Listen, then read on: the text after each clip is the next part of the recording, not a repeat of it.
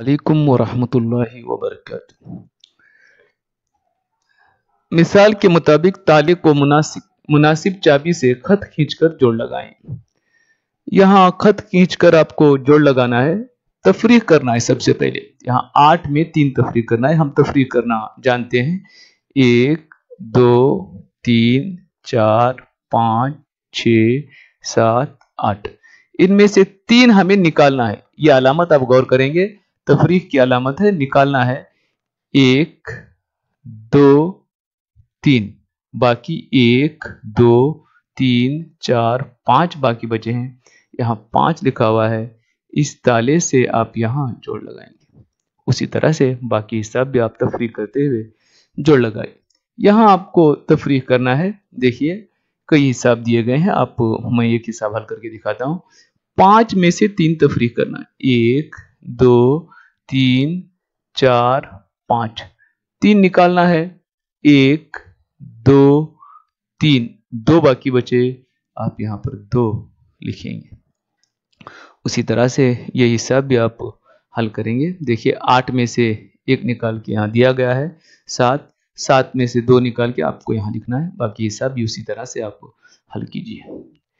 میرا کارنامہ، یہاں ہدایت ذیل کے مسائل کو نوٹ بک میں حل کیجیے۔ ان کو آپ نوٹ بک میں حل کرنا ہے، اس کا کتاب پر بھی آپ حل کریں گے۔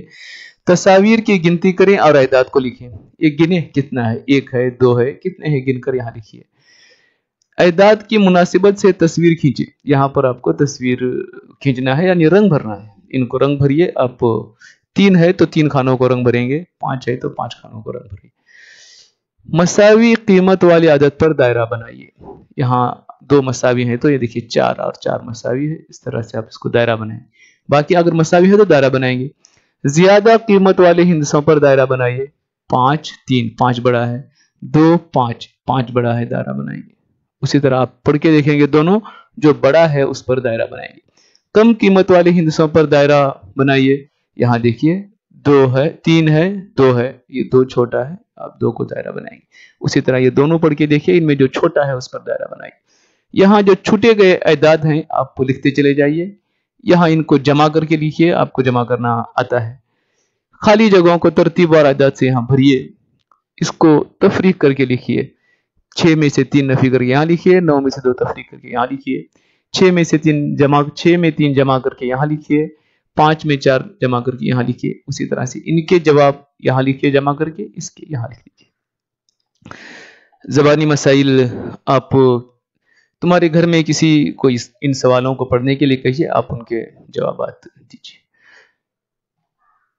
السلام علیکم ورحمۃ اللہ وبرکاتہ۔